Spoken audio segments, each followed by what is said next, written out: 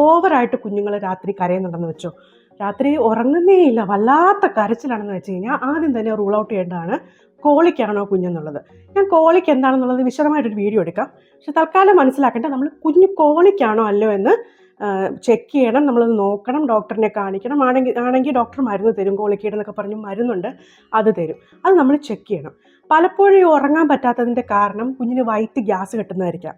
അപ്പോൾ ഈ മറ്റേ ഗ്യാസ് തട്ടിക്കളയാനൊക്കെ ഇപ്പം നഴ്സുമാരൊക്കെ പഠിപ്പിക്കും. കുഞ്ഞിനെ ഇങ്ങനെ നമ്മുടെ കൈ തണ്ടയിലോ അല്ലെങ്കിൽ തൊടയിലോ ഇങ്ങനെ കിടത്തിയിട്ട് വയറമങ്ങി കിടത്തിയിട്ട് പാല് കൊടുത്ത് കഴിയുമ്പോഴെല്ലാം നമ്മൾ പുറത്ത് തട്ടിക്കൊടുത്ത് ഒരു ഏമ്പക്കം കുഞ്ഞിൻ്റെ വയറ്റിൽ നിന്ന് വരണം. ചിലപ്പോൾ അങ്ങനെ വരാതിരിക്കുമ്പോൾ നമ്മൾ കുറേ നേരം തട്ടി കൊടുക്കേണ്ടേക്ക് വരും. അങ്ങനെ വരാതിരിക്കുമ്പോഴൊക്കെയാണ് വയറിന് അസ്വസ്ഥത ഉണ്ടാകുമ്പോഴാണ് കുഞ്ഞുങ്ങൾ പലപ്പോഴും ഉറങ്ങാതിരിക്കുന്നത്. അപ്പോൾ നമ്മൾ ശ്രദ്ധിക്കേണ്ട ഒരു കാര്യം, കുഞ്ഞുങ്ങൾ ഉറങ്ങുന്നത് എങ്ങനെയാണ്? എല്ലാവരും മലന്ന് കിടന്നാണ് ഉറങ്ങുന്നത്. അപ്പോൾ കുഞ്ഞുങ്ങളുടെ കാര്യത്തിൽ ആ കുഴപ്പമുണ്ട് കേട്ടോ. അവരെല്ലാവരും ഒന്നും മലന്ന് കിടന്നല്ല ഉറങ്ങുക. ചില കുഞ്ഞുങ്ങൾക്ക് കമന്ന് കിടന്ന് ഉറങ്ങുന്നതാണ് ഇഷ്ടം. പക്ഷെ അത് നമ്മൾ വളരെ സൂക്ഷിച്ച് ചെയ്യണം. അവരുടെ മൂക്കമങ്ങാതെ വാ അമങ്ങാതെ ആണത് ചെയ്യുന്നത്, നമ്മൾ അവരെ ഉറപ്പാക്കണം. എൻ്റെ ഇളയ മോള് പീലി കമന്ന് കിടക്കാൻ ഇഷ്ടപ്പെടുന്ന ആളായിരുന്നു.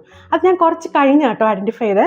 ഇവളുടെ 28 കഴിഞ്ഞിട്ട് നമ്മൾ തൊട്ടിയിൽ കിടത്തി നോക്കി. തൊട്ടിൽ സേഫ് അല്ല എന്നൊക്കെ ഇപ്പോൾ പറയുന്നുണ്ട് കേട്ടോ.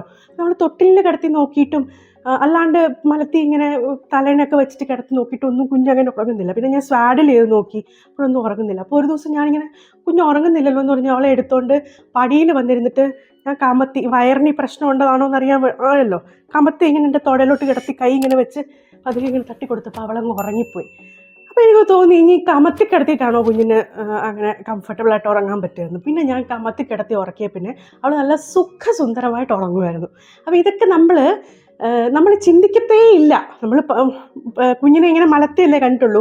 പല ഹോസ്പിറ്റൽസിലും ന്യൂ ബോണിനെ ഉണ്ടായിക്കഴിഞ്ഞ ഉടനെ കമത്തിക്കൊണ്ട് അമ്മമാരുടെ അടുത്ത് കിടത്തുന്നത് കാണാം. പല വലിയ ഹോസ്പിറ്റൽസിലും ഞാൻ കണ്ടിട്ടുണ്ട്. അപ്പോൾ ഈ വയറമങ്ങി കുഞ്ഞുങ്ങൾക്കുണ്ടാകുന്ന അസ്വസ്ഥത അങ്ങ് മാറുകയും കൂടെ ചെയ്യുമ്പോൾ അങ്ങനെ കിടത്തുമ്പം